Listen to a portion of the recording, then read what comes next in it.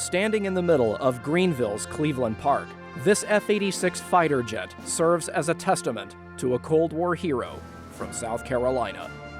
I would hope that people would take away two things. And first is to remember the sacrifice of Rudy Anderson, who did everything his country asked him to do, up to and including risking and giving his own life.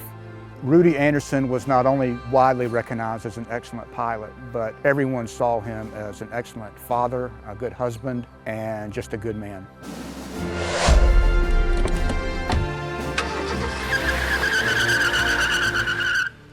After the end of World War II, a massive geopolitical rivalry developed which plunged the globe into decades of fear and uncertainty.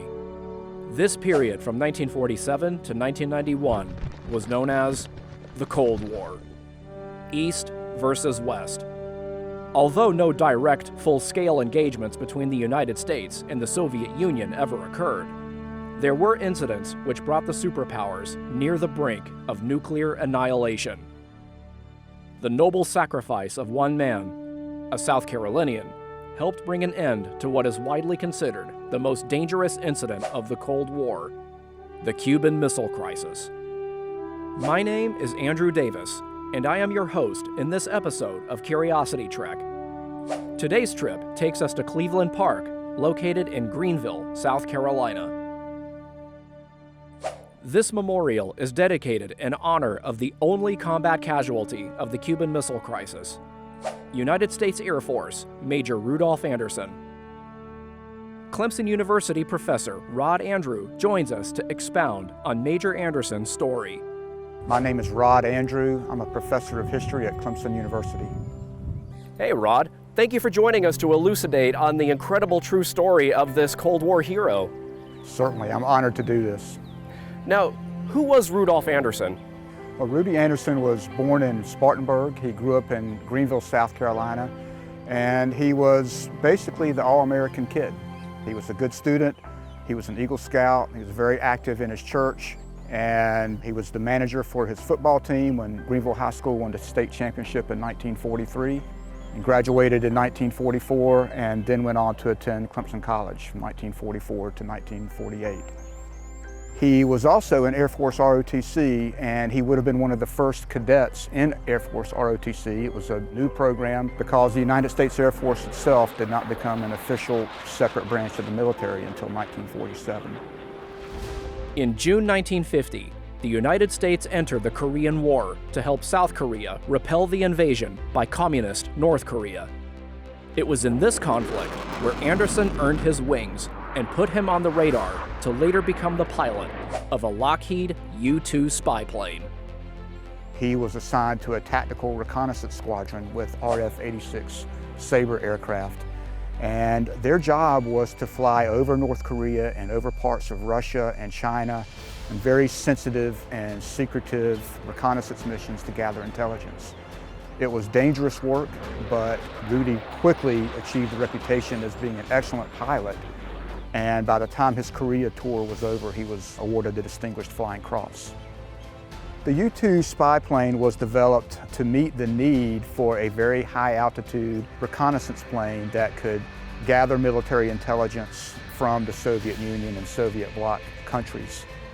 The program was started in 1954. The U-2 was designed somewhat like a glider. It was very light construction. It had a very wide wingspan to give it the lift that it needed to fly at altitudes of over 70,000 feet, where the atmosphere was less dense. The CIA had its first U-2 flight over Soviet-occupied territory in 1956, but the Air Force did not get its first U-2 aircraft until 1957. And it was shortly after that that Rudy Anderson was assigned to the program to begin training on the U-2. World War III nearly broke out between the United States and the Soviet Union in October 1962, and it almost started in a little island nation just a mere 90 miles off the coast of Florida, Cuba. It turned out the Soviets were stockpiling nuclear warheads in Cuba, a little too close for comfort for the U.S. The sacrifice of Major Anderson helped defuse the Cuban Missile Crisis.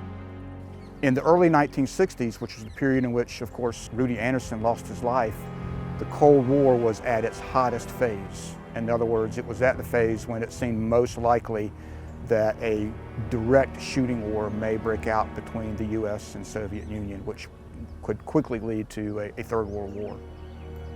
Now, why did the Soviet Union start stockpiling nuclear warheads in Cuba in the first place? There were several reasons why the Soviets wanted to put intermediate range missiles in Cuba.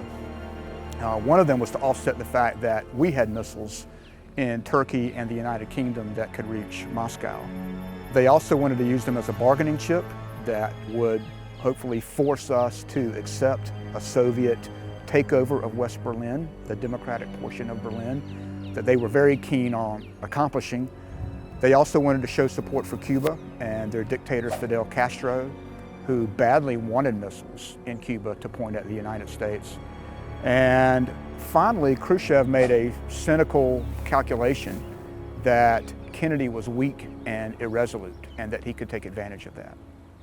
Operation Brass Knob was essentially the orders directly from the White House to have the Air Force take over from the CIA and resume U-2 reconnaissance flights over Cuba because of the suspicion that intermediate range ballistic missiles were being set up in Cuba.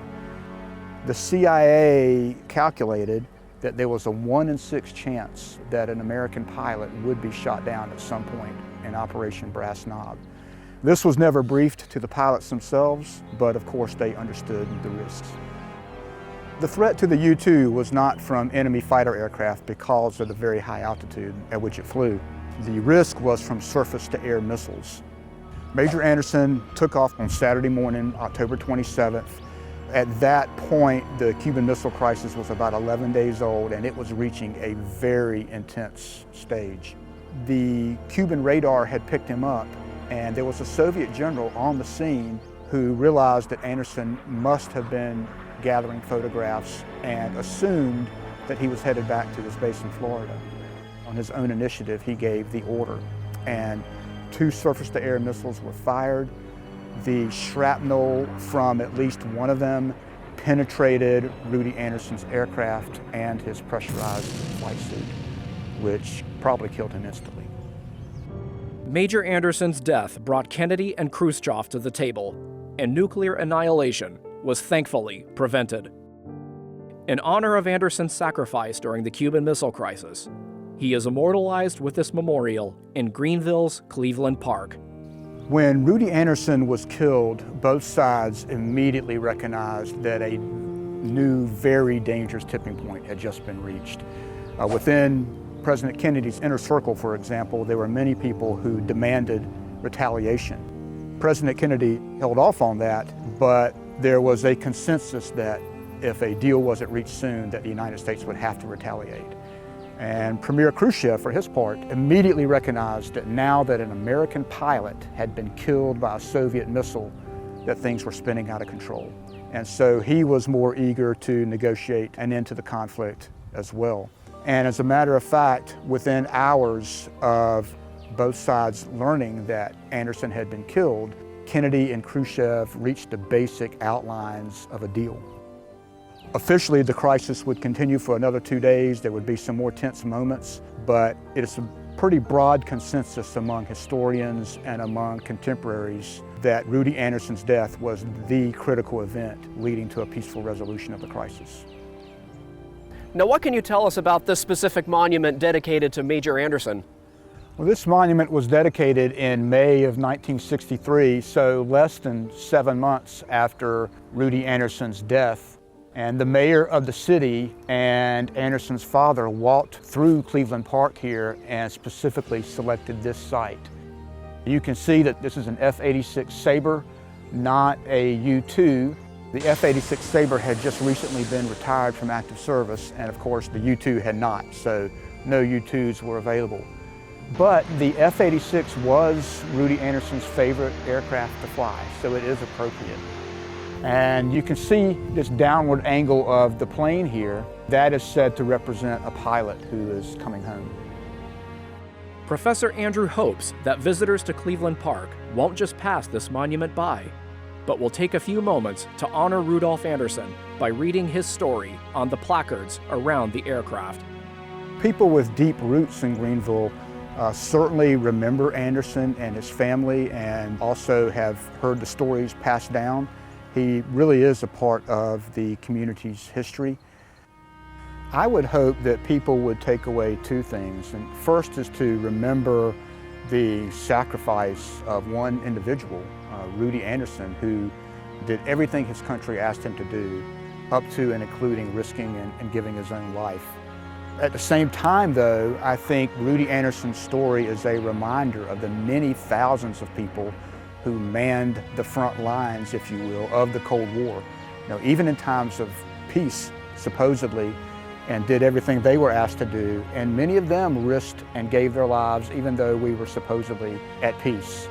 And they did so in the defense of freedom against tyranny and for the preservation of peace.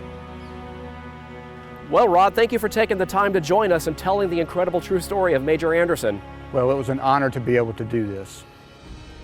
I personally love stories of ordinary people doing extraordinary things, and Rudolf Anderson's tale is no exception. It's incredible to think that the noble sacrifice of a South Carolinian helped prevent an even larger global catastrophe. If you are able to, I highly encourage a trip up to Cleveland Park to pay homage to this brave South Carolinian. I'm Andrew Davis. Thanks for joining me on this tribute to Major Anderson, and I hope to see you on the next episode of Curiosity Trek.